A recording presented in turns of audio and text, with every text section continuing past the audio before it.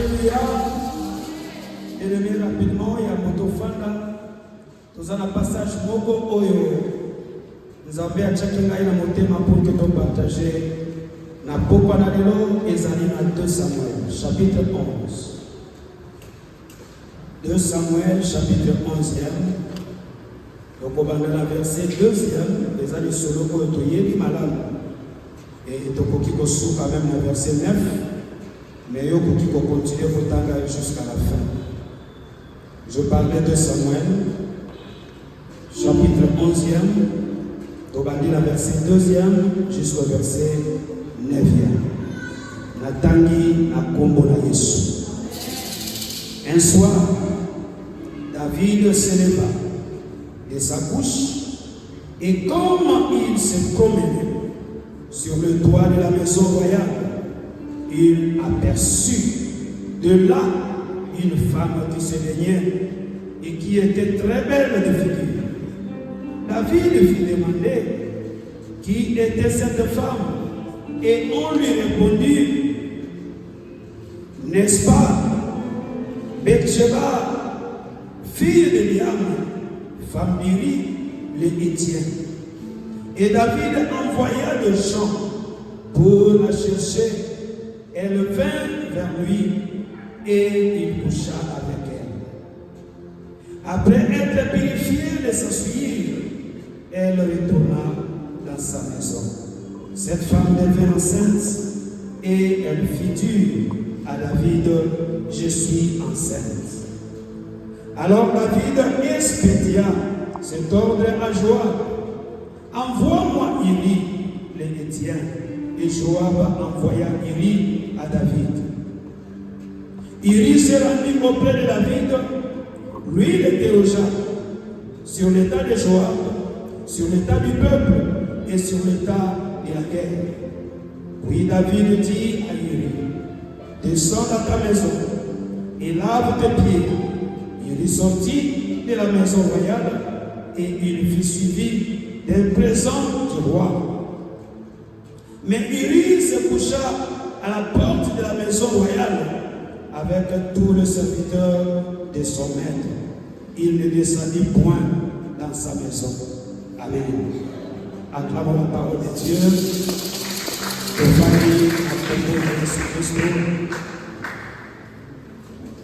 Bien-aimés, nous ne cesserons d'être reconnaissants à Dieu. Il est le Père de temps et des circonstances. Nzambe oyo azali kosala tango nyonso makambo oyo ezali kolekelaka bomoi na biso yango nazali kotonda Nzambe mpona opportunité oyo ya kozala liboso mpona koloba na part na Nzambe. Amen. Et amis balé bien-aimés, je suis également reconnaissant et par la Père spirituel, notre papa, notre berger, notre mentor, pour la confiance, où il de temps en temps, azali ko sale la biso, et na kati ya confiance, où il bien aimé, ezali ko permettre biso to kola na kati na molimo. Amen. Et botondi bezali pa ina yo, obangi malilité, okangi koteka na yo, otiki misala ndako na yo, oye kolukelokela Nzambe. Amen. Bien-aimés, nous sommes toujours reconnaissants. Je le partageais avec les bien-aimés. La émission qui va nous contaminer, oyo soit ezalaka porté et pas na biso. D'une manière d'une autre pour na kosala la Nzambe. Bien-aimés, même les alliés moto za kopona. Mais Nzambe alekaka na kanal ya bato.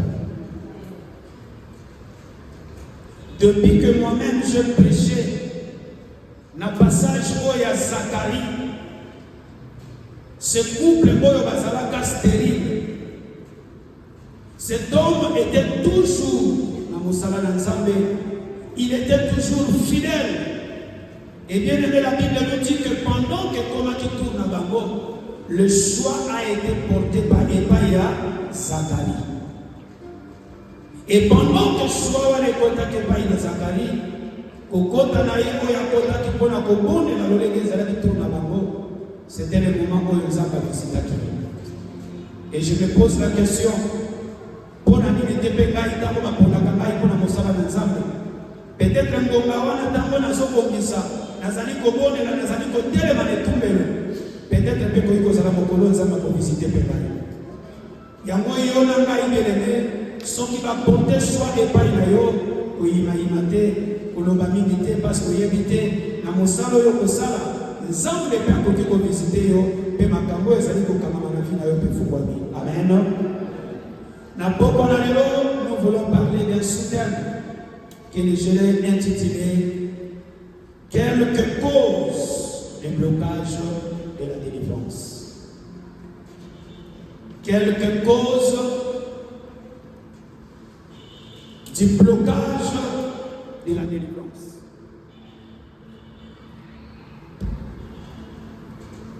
Quelques causes. Qu'est-ce qui se passe aujourd'hui? Quelques causes du blocage de la délivrance. Bien-aimé, la Katia Malobamoyo, je me suis inspiré. Yakoloba ete lolenge petit troupeau etambu samaka. Bien-aimé, Zalina Mopona Kopeta Dolote Pona Kosala Lolendo Te. Mais nous sommes différents. Na oyo ezali etambu seli ya mangoba ebele. Lolenge oyo tozotambu samana kati ya petit troupeau. Bien-aimé, ezali na lolenge nango oyo ezali totalement différent na kati ya mabundu na biso. Ailleurs, moto akoki kouta na ye na sud, na est, na l'ouest, aye kokwea na kati ya Lingomba, isifika kaloba kenaza moyebi, abandi na ye. Isifika kaloba kenaza intercesseur, abandi na ye. Isifika kaloba naza évangéliste, abandi na ye. Mais ce n'est pas le cas chez nous. Bien-aimés, nous passons par les enseignements, nous passons par un processus jusqu'à ce que comme un moto va baisser responsabilité. Et ça est facile. Alors nous désirons ce que nous appelons la délivrance. Motonio sur la scène tango, azali na posa atangola. Motonio sur la scène tango, azali na posa divota na ye ekangola. Motonio sur la scène tango, azali na posa mosala na ye ekangola. Motonio sur la scène tango, azali na posa bana na ye bakangola. Et le ministère de Jésus également bien-aimé, il est soyant qui n'a scène tango. À part Kobiki, Sakosara, Oya, Zaraki, Kokomi, Sabato, disciples, entre autres, et Zaraki aussi, Kodoka, Kokango, la délivrance. Nous sommes passés par la délivrance, et Zapela Bandeko, Oyo, d'ici là, la Kokota, la délivrance.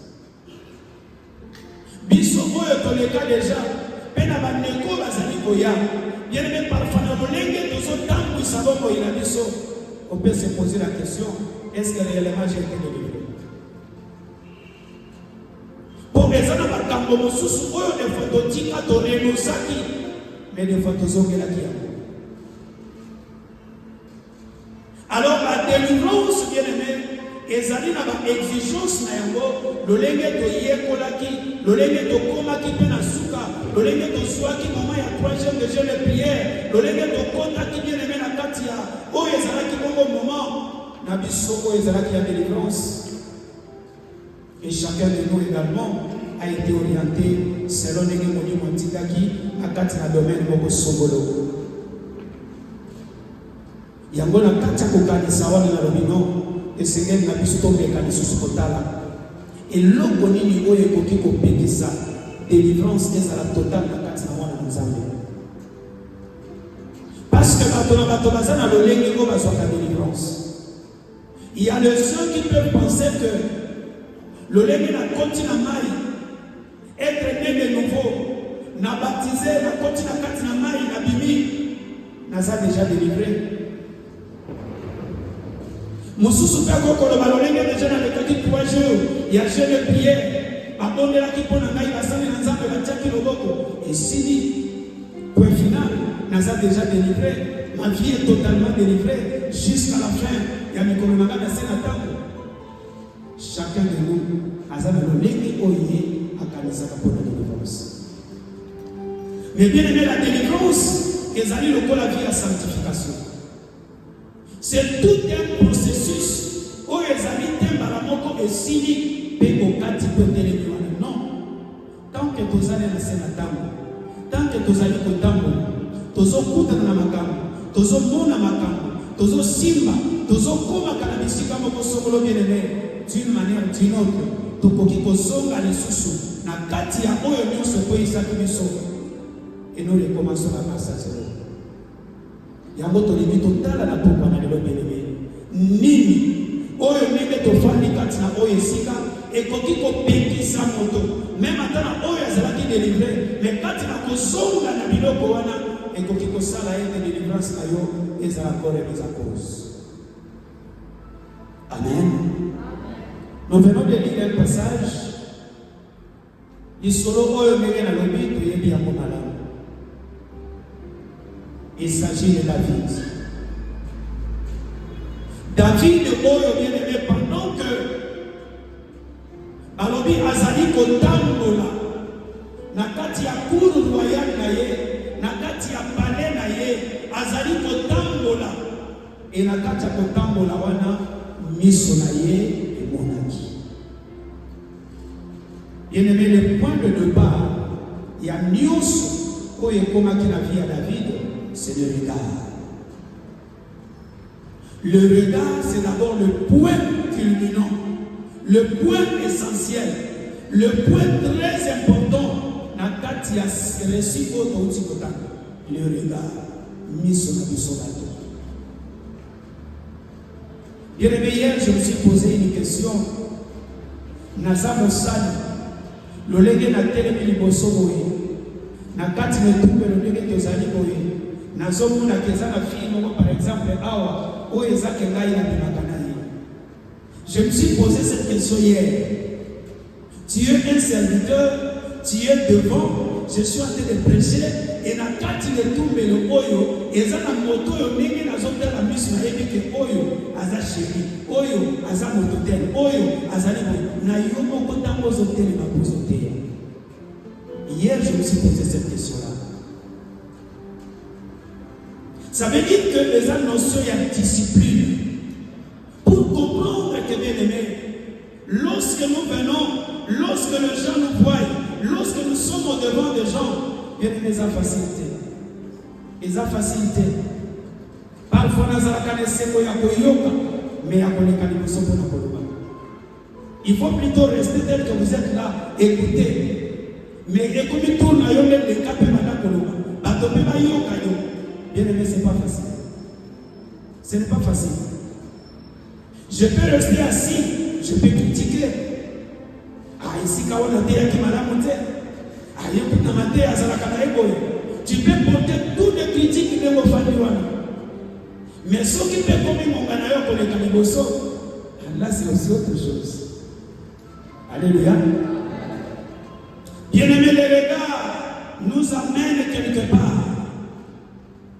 Papa Oyo, Azako Tambola, je ne sais pas, Azala qui peut contempler le bambou naïe, Azala qui peut contempler le palais naïe, Azala qui peut contempler la mine naïe, vite. Mais la Bible nous dit que Azala qui peut Tambola, la cour royale. Or, quand le chef est en train de bouger, Oyo se va bien à bagarre du corps, ça la peut mouvement ensemble avec lui. Et Misunaye, et Memaki et Sikamo Sokolo. A Monaki. Nakomona naye, a Tuni Motuna. Nakotuna Motuna, Bapesi et Peyame. C'est-à-dire que quand il a posé la question, et ça là qui prend la roi, a son appel bâtonnier, se va mon amour si on va avec le souffle. Parce que pour la paix, ça y est, et c'est là qui va tourner avec mon. Parce qu'il a posé la question. Mais on a zone on a zali moi c'est on a fait sa réponse que zali mati ou tafani et c'est là il a mon que ça mati. Ça veut dire que le roi a aidé tout le monde. Na kati ya cercle na ye, na kati ya ceinture na ye bango nyonso bamona. Bien-aimé, il a entraîné les gens. Na kati ya oyo ezalaki mbeba na ye moko, il pouvait se taire. Mais voilà qu'il a emballé tous les gens qui étaient avec lui pour que bango pe bamona bapesa pe yana na oyo ezalaki motuna ya mokonzi bapesi yana asuki wana te bien-aimé, en tant que chef, en tant que roi, il a ordonné atindaki bato bakende bazwa mwasi wana bayana ye. La deuxième chose après le regard, c'était l'impudicité. Miso ememi na kati na ekobo. Tango akwei papa oyo na lolendo na ye ya kiko chef en tant que roi, bien-aimé, amonaki ke na ngonga oyo esengelaki na ye akouvrir oyo ezalaki lisumu oyo asalaki. Alors qu'il n'y a que Dieu, par les canaux de Jésus-Christ, azali capable de aussi par ma il voulait couvrir sa faute. Il voulait couvrir ses eaux et non soya salaki amabe. Il envoie le message. Et pas ya oya salaki mokonzi. Atine la ye, iri. Iri azozonga pona nini? Ezate parce que mokonzi azana posa na ye. Ezate parce que ça na urgence moko besongolo. Mais le chef comme alingaki a couvrir ma benaye. Alobi non. Soki papa o ya zongi.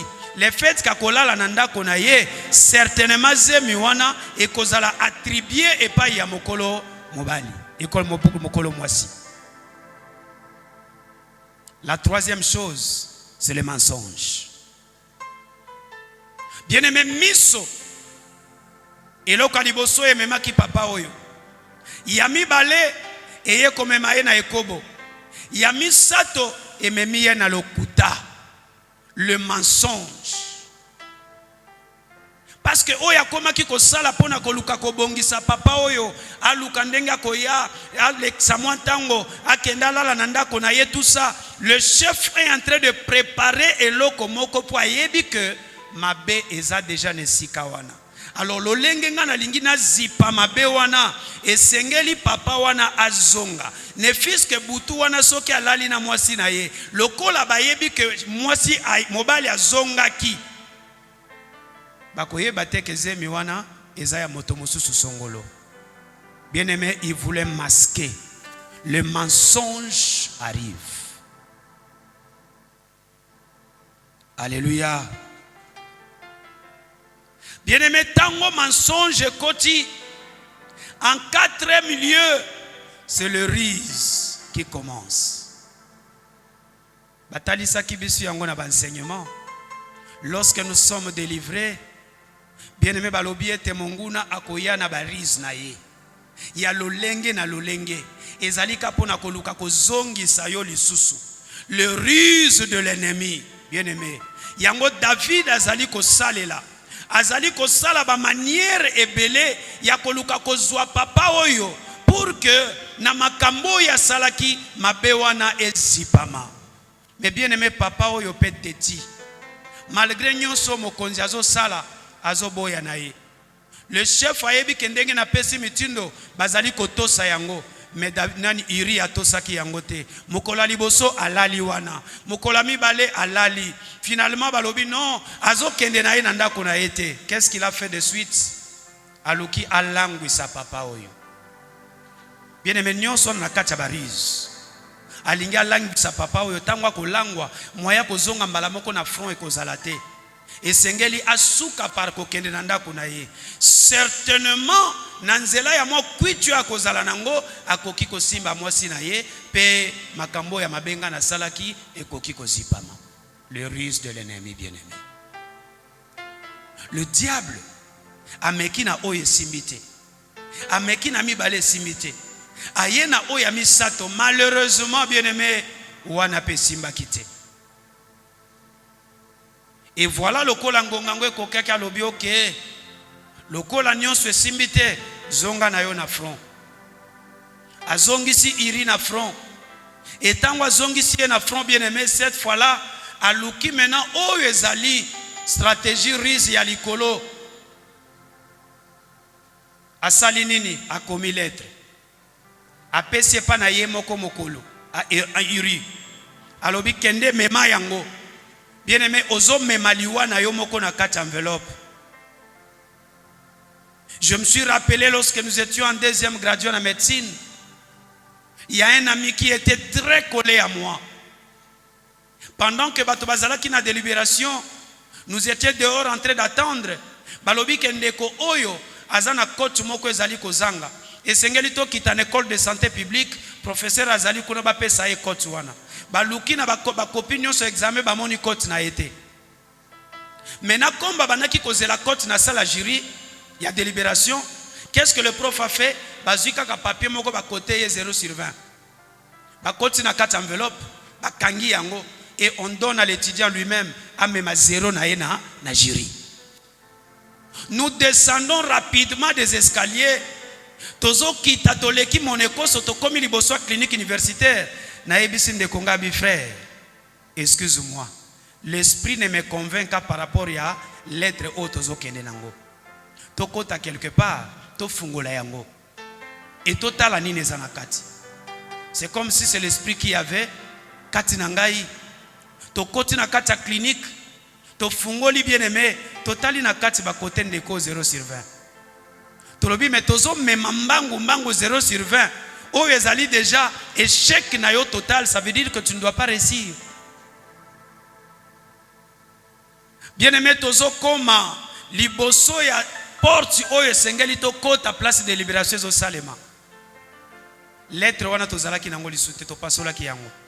Mais pendant qu'on avançait, il y a quelqu'un qui nous suivait rapidement pour dire que bamona ki copie na ye examen. Et na kacha copie wana azwaki 16 sur 20. Tango nazo tala makambo oyo bien-aimé, papa oyo iri azo kende na lettre oyo ezali kotinda liwana ye. Ye moko memi yango na botosi nyonso akei pe kopesa epai ya mokonzi. Et le chef tango atangi yango a exécuté seulement ce que le roi avait demandé. Liwana ye moko memaki yango. Si la quatrième chose nalobaki ezalaki na kati ya barise, la cinquième chose o papa aye kosala ezalaki meurtre ya koboma. Bien-aimé, voilà regard et si que memi papa oyo. Nakomona ya pamba jusqu'à ce que vie à motomobimba et continue à se amabele. Yango bien-aimé, cet exemple ezali exemple oyo esengeli na biso en tant qu'enfant de Dieu. Tozala un peu prudent, tozala un peu prudente.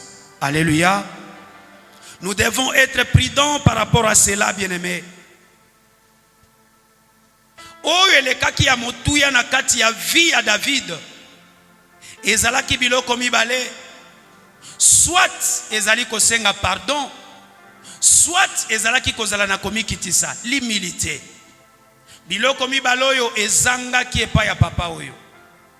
Komikitisa ezalaki epai na yete, amimonaki déjà kaja roi, motakosala ye pe loko azali te. Pour lui, esengelaki kaka a exécuté makambo azalaki na pokosala.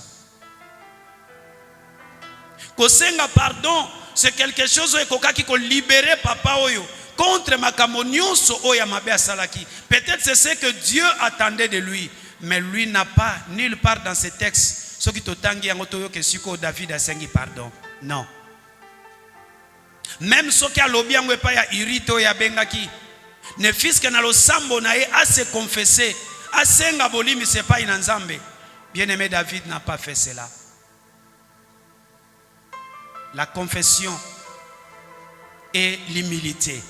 Biloko mibaloyo ezangaki epa ya papa oyo bien-aimé na kati na oyo nyonso akokaki kosala. Dieu attend cela. Na kati na vi na yo, na kati na vi na ngai. Balobi ete nzambe alingaka ba oyo bazali na komikitisa. Mais balobi ete nzambe wana azali makasi epai ya ba oyo bazali ba orgueilleux. Nzambe azalaka na esengo na bango mingi te. Komikitisa eleki nyonso. Or nyonso biso tozali na ba titre na biso. Na nyonso o biso tozali. Mais devant Dieu bien-aimé, Dieu attend de nous l'humilité. Et Seigneur na biso tozala na komikitisa. Lolendo ezali o de faisons mema biso na shit. Mais komikitisa yango ndezali ezo mema biso vers le succès. Dieu attend de nous bien-aimés. La confession na mabe oyo tozo sala, na makambo mabe ongai na salaki, na mabunga o nazana yango. Dieu attend de toi, Dieu attend de moi la confession. Et lorsque nous confessons bien-aimés, il faut renoncer. Il faut renoncer. Renoncer. Totika petoko banzela oyo nzambe azali kobongisa pora biso. Voilà makambo mitano oyo. Oyo esali ete vie à papa oyo ekote un peu na kati na mabe. Nous savons que si nous allons un peu plus loin, la Bible nous dit que papa oyo akotaki na kati ya losambo, akotaki na kati ya état de jeûne, akotaki na kati ya mabondeli pona nini parce que mwana oyo abotaki na mwasi oyo abanaki kobela. Alors qu'il y avait déjà un message oyo nzamba tindaki mosali na ye pona koyebisa ete makambo oyo sali mwana oyo suka suka akokufa. Dieu avait déjà parlé.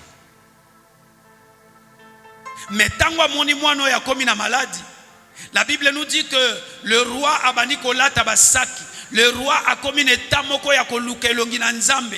Le roi a commis kolala na se komi kitisande na ngonga wane ye parce que likambo ekomeli ye. Roi a koti na saki na nzoto na ye. Roi a commis kolala na mabele.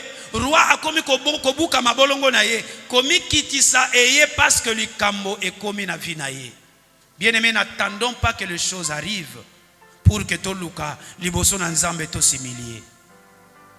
Pendant que nous sommes encore là, Dieu veut que toi et moi tozala humble liboso na ye, tozala komi kitisa liboso na ye. Confessons o ezali masumo na biso. Amen.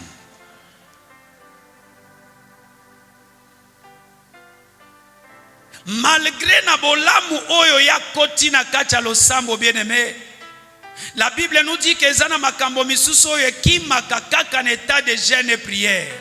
Mais voilà que état de jeûne et prière oyo ezali état de jeûne et prière recommandé pas par Dieu. Ce qui est recommandé par Dieu ezali loko yo nzamba aza ko akeiri yango, nzamba aza ko agréer yango, et nzamba azo pesa biyano. Lorsqu'on est dans le mal, tu ne t'es pas encore confessé. Olukine no lukelonga nzambe na tango likambo esalema kite. Mais pendant que malade koti na nzoto, c'est à ce moment-là que pendant roi lobi non, ngonga yango pende sengeli na bondela. Mais la finalité, cet enfant était décédé. Et quand l'enfant est décédé, ndiaye ko se souvenir. Et loko na lukaki na zui yango te. Lo sambo na kotaki e yano na zui te. Mabolongo na tiaki na se e yano na zui te. Na kota ki kokila bilei et yano na zuite. Mais pour nani na continue encore. Bope sanga bilamba ya sikana lata. Bien aimé, la suite nous les connaissons. C'est pour dire que zana ba détail oya mike nzamba zela kabiso et parfois biso to négligeaka yango. Nous croyons que peut-être Dieu nous attend na biloko ya minene, mais oya mike tozo négliger. Bien-aimé yango kakande koki ko sala ete e kanga vina yo, e kanga libota na yo, e kanga foyer na yo. Une simple parole e koki ko sala ke eligota famille de génération en génération. Une parole. Or la parole eza mo pepe. Or tango mo pepe kei okoki ko kanga ngo lisusu te. Lorsque nous sortons des choses de nos lèvres, bien-aimés, nous ne savons pas les retombées et les conséquences. Combien de gens ont demandé pardon? Nalobaki peut-être nalobaki yango na baje. Nayebaki te ke kokoma ndenge komi boye. Nalobaki yango na sens moko ya mabete, mais na kamwe ndenge ni komi na lolenge boye. Attention avec les paroles. Tout ce que nous parlons, tout ce qui sort de nos lèvres, demain après demain, bandoki babengama na bango bandoki alors kazana yendoki te. Pourquoi malobaka ko ebimaka pa na yo? Alléluia. Alors quelles sont les causes? O ekoki ko sala ete délivrance na yo ezala un problème. Pona ndeko ya zozela délivrance. Pona ngai na yo poto sito leka déjà. La première des choses, bien-aimés, le refus de pardon. Le refus de pardon. Otikala na rancune.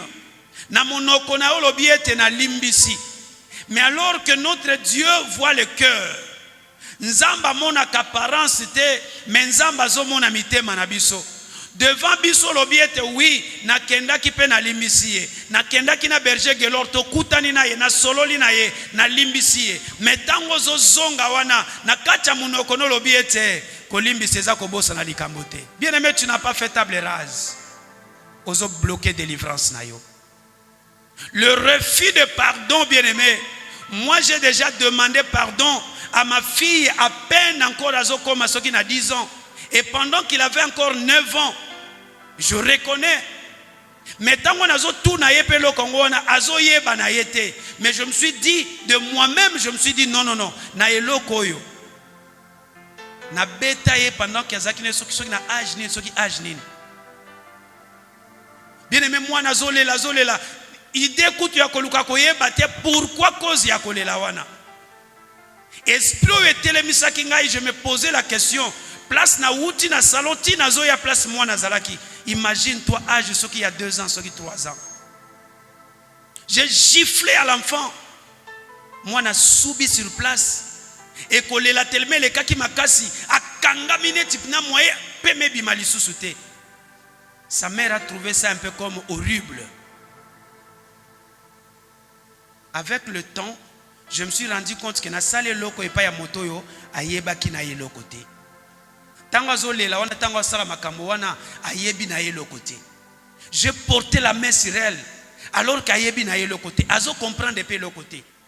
Et pendant que nazelia pousse na muke na lobi non. Tango tozo pousse na mateya na nyonso nyonso. Ata za mwana muke mais que je présente pour que na motema na ngai na se trouver un peu na zala kimia. Je fais asseoir l'enfant, je lui pose la question. Tu reconnais que na beta kayo? Oui papa, je ne sais même plus. Na yebi nangate.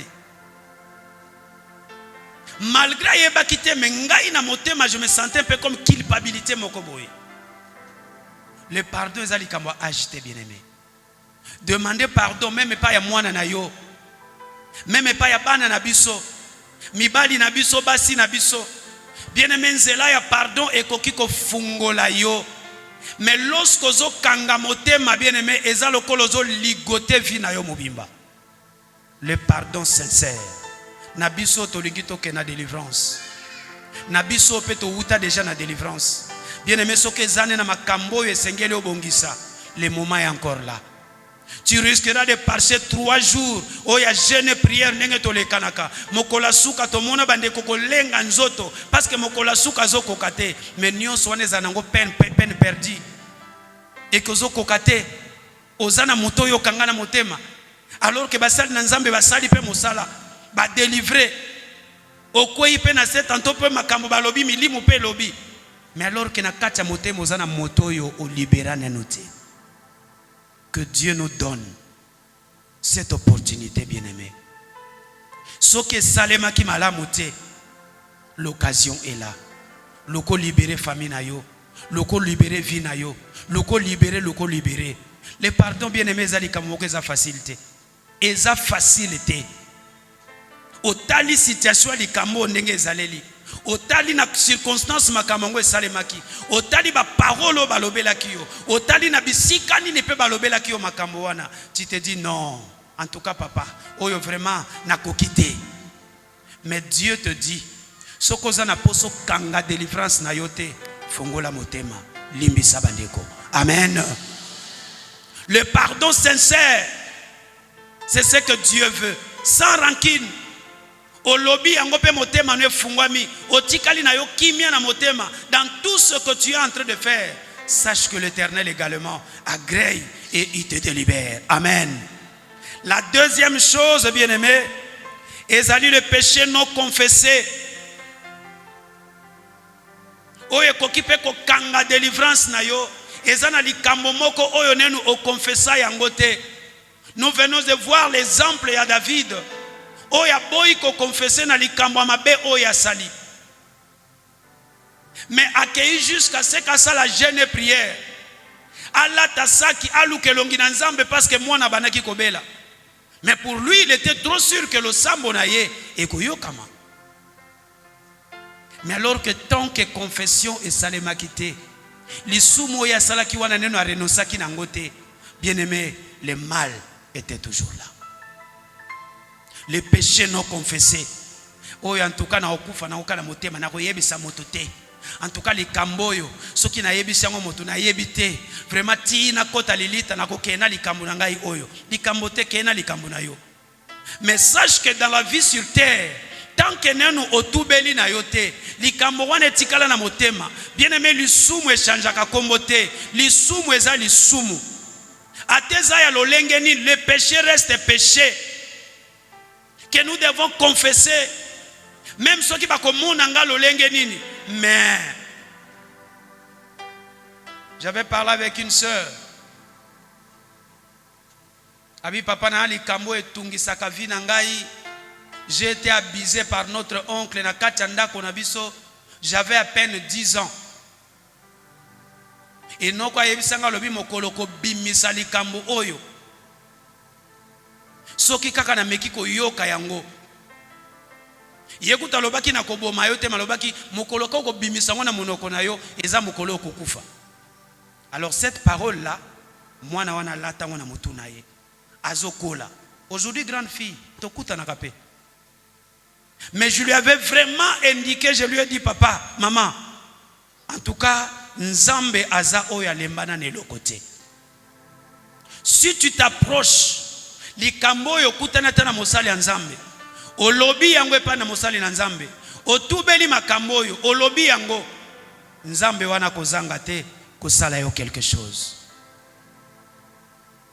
Elle a suivi les enseignements et pas ya pasteur Monene. Alandi Tom et Mobimba jusqu'à la fin. Et puis à côté de délivrance. Après délivrance, Naya lobi etezana likambo moko ya tubelate.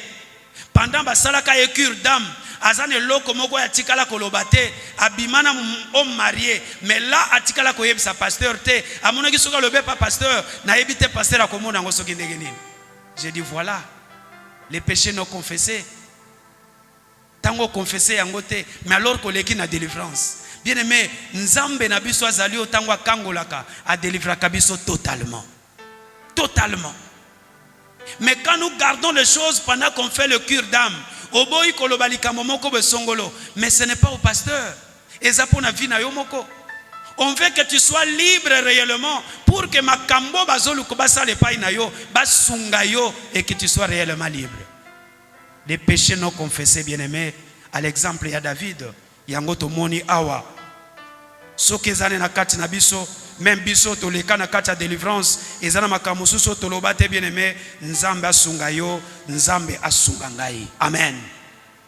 Yami sato bien-aimé, la vie d'isolement, on nous a enseigné ici la semaine passée.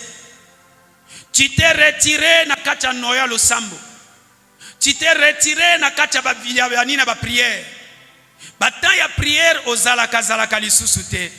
Or la Bible dit que notre ennemi rôde autour. Azoluka nani oya kokanga. Mais pendant que tu es na kacha chaleur, bien aimé bakoya ko arracher yote. Nous étions ici pendant que tozo mona nzamba zola kisabiso na ninitan ya prière tozalaka nango retraite ya intercesseur. Hélicoptère telemi likolo na biso zo roté awa. Moto moko afandi na sima na yango ezala lokola kaka kombo me batomi bale bafandi. Et moto azalaki na sima azolakisa na kati ndenge tozalaki ke moto ngo yewana. Nous ne savons pas na butu wana bien-aimé. Soki ndeko wana alalaki na ndako na bango mokolo wana, nous ne savons pas de connaître lingaki koma. Dieu nous montre ça pendant qu'on priait là. Et tango to tokisi mabondeli, nous voyons cette histoire ezako kende na direction ya kokende côté à Yime.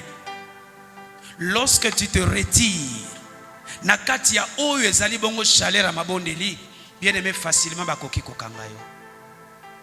Facilement on peut t'attraper. Tantôt bazwaka yo te oza na couverture spirituelle moko besongolo. Bazwaka yo te tantôt na côté ya moto oyo fandi. Alliance oyo tisa wana des fois ezo permettre à ce que même baleki tout autour na yo moye bakanga yo ezate. Mais quand tu te retires, bien aimé, okomi proie. Oyo atambu akoki koswa, nyawa koki kozwa, ndeka koki kododa. Mais pendant que charbon ardent ezo pela kati na biso, bien aimé, moto akopousa na te po azwa yo. Ça c'est la troisième chose, bien aimé. To se retirer te, to zala isolé te na kati ya moment mabondeli. Soyons connectés pendant que tu es là. Tika distraction nanda ko bien aimé. Zala réellement nesika oyo. Tango yo ko lukanzambe ba petit sujet de prière. Bonde la pona vina yo. Motako bonde la koleka yo moko te pona makambo na yo. Yamine bien aimé, ezali oyo na bengi ba lien familial.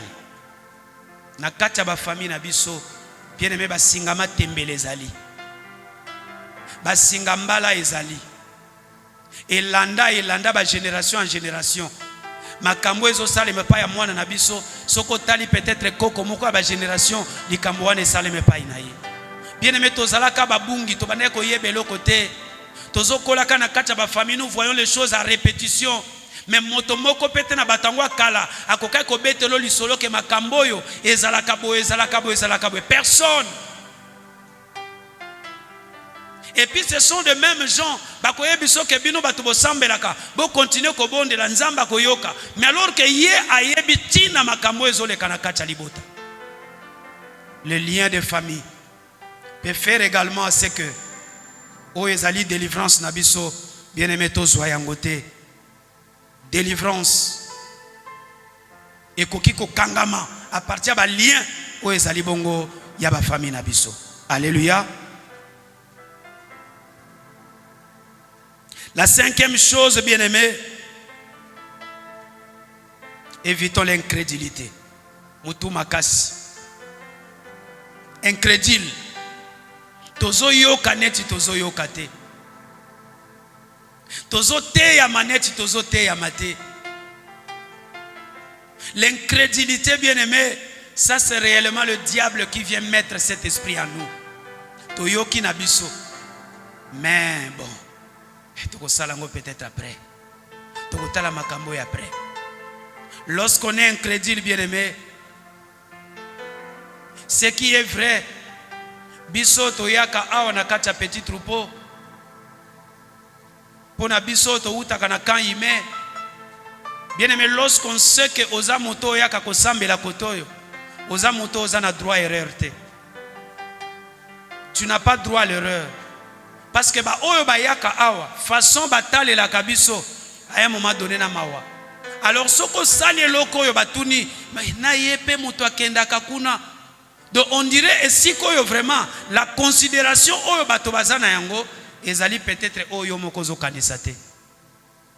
Likambo yo kosala façon bato bakotalela yo ofingaki o répondaki manière oyo agiraki façon oyo salelaki na yepe aleka pe na délivrance. Bien aimé, ça c'est les hommes bato batalela kabiso bongo. Alors nous devons faire attention. Peut-être nanzela na ngai na ko fingisa petit troupeau.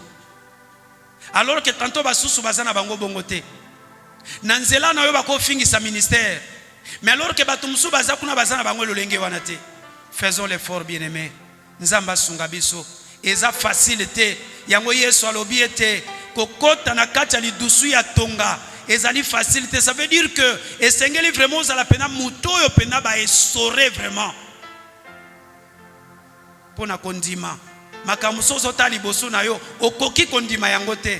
Mais tu dis que pour l'amour du ciel, pour que na bate la ta, pour que ba lobelelo konini te, na bate la ta kimia na ngai. L'incrédulité, bien aimé, ezali parmi makambo ekoki ko sala ete ekanga o ezali bongo vie na biso ya délivrance. Nzamba lingi yo nzamba lingi ngai parce que azana makambo ebele oyo esengeli asala. Dieu a des projets pour toi et pour moi. Ça, c'est ce que la Bible dit. Dieu t'attend quelque part. Peut-être Oyozo Kaniso monde déjà qui n'a commis déjà dans confort. Mais alors que Dieu t'attend, tantôt dans la zone où ils allaient à conforter. Et Sengeli Nzamba Sunga Biso. La cinquième ou la sixième chose, bien aimé, c'est la désobéissance à la loi de Dieu. Kozanga Kotosa. Je sais que Zaka na cadre mo kona ben crédulité. La désobéissance. Mais nazana posa na kangwama. Nazana posa vraiment makambo efungwa na vie na ngai. Na banda kamombongo na koma kana sukate. Na banda keloko bo na koma kana sukate. Mais voilà, est-ce que ozana makambo te oyo vraiment en tout cas nenu o nettoyate na kacha vie na yo. O ezo kanga yo jusqu'aujourd'hui. Des fois basala nzambe babima lokuta. Des fois le sambo basala nzambe ermoto kuma omona ngola esala kanangote. Pourquoi ngai moko nazana makambo ya ngai mena pesi mokumbe pa ya mosali abonde la pona ngai. Mais alors que zana makambo esengeli d'abord ngana sala toilettage pour que le sambo wana tango ezoya e fanda pe esala makambo. Mais nous ne voyons pas ça. Esengeli mosali kaka bondela.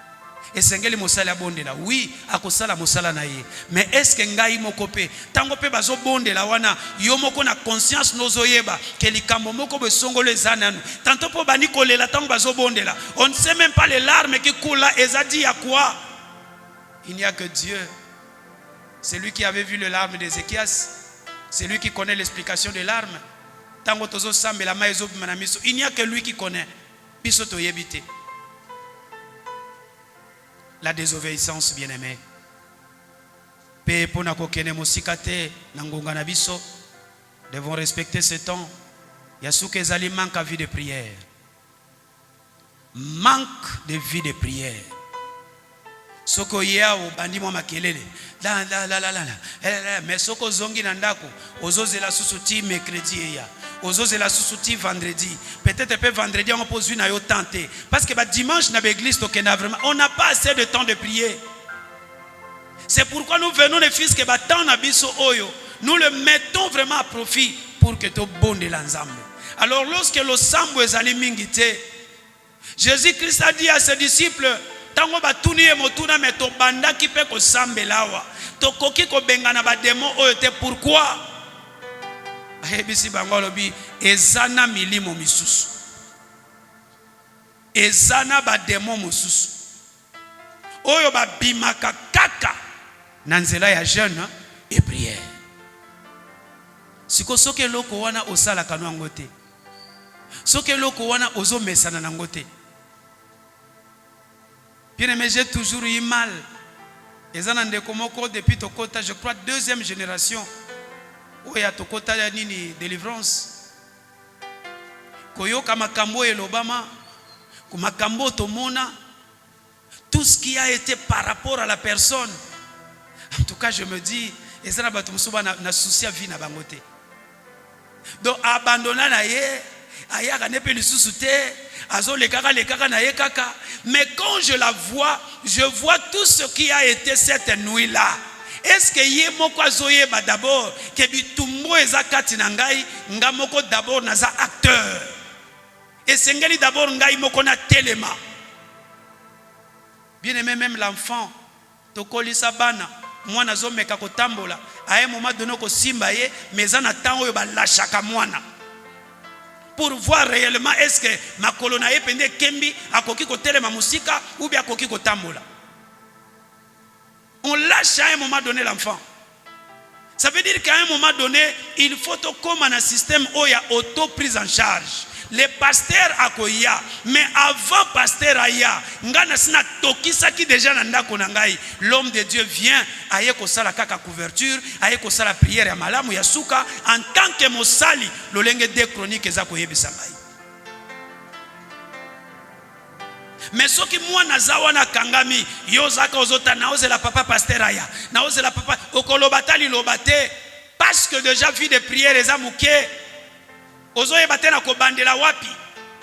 Mais lorsque ce système là d'auto nini prise en charge ozo bondela d'abord yomoko mosali tango azoya ayeko kuta déjà chaleur ekotaki na yepe akoti kaka na moto wana bien aimé rendement nango ekozala ndenge mosusu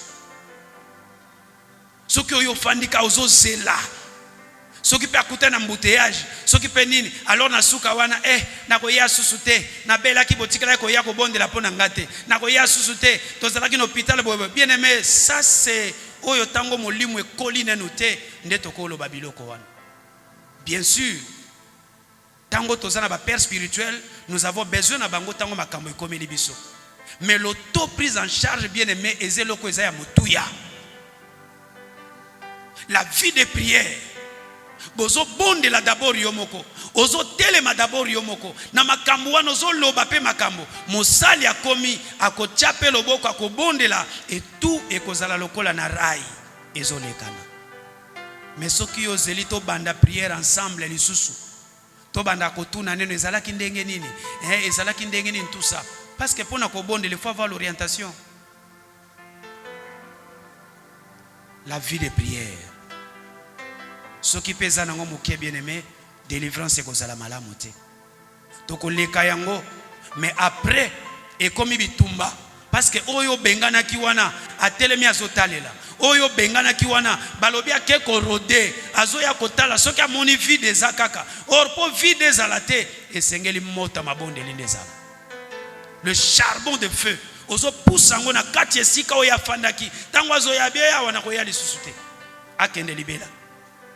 Mais soki aye kozonga kuti alobi bakenda ka zwi lisusu bao balekie na makasi etango bazozonga ba gagner place kati na yo et cet homme devient pur que ce qu'il était avant. Que Dieu nous aide bien aimé. Lolenge toyaka wa toyaka koyekola lolenge toyaka wa nous venons na kati école lolenge toyaka soko zavima na posa okota pe oyeba makambo ngo malamu bien aimé zo dépendre kana yo moko ezo dépendre na yo moko. Voilà un peu quelques blocages ya makambo tolinga ki toyekola oyo ekoki kopekisa délivrance na yo. Papa oyo akufeli mwana aboya ki ko confesser aboya ki komikitisa abatela ki lisumu na ye alingaki couvrir yango na barize belebele akomaki kosala pona koluka ko drainer mabe pe pona koluka ko couvrir oyo asalaki ya mabe. Le péché non confessé bien aimé ezali o ezaba poison à retardement.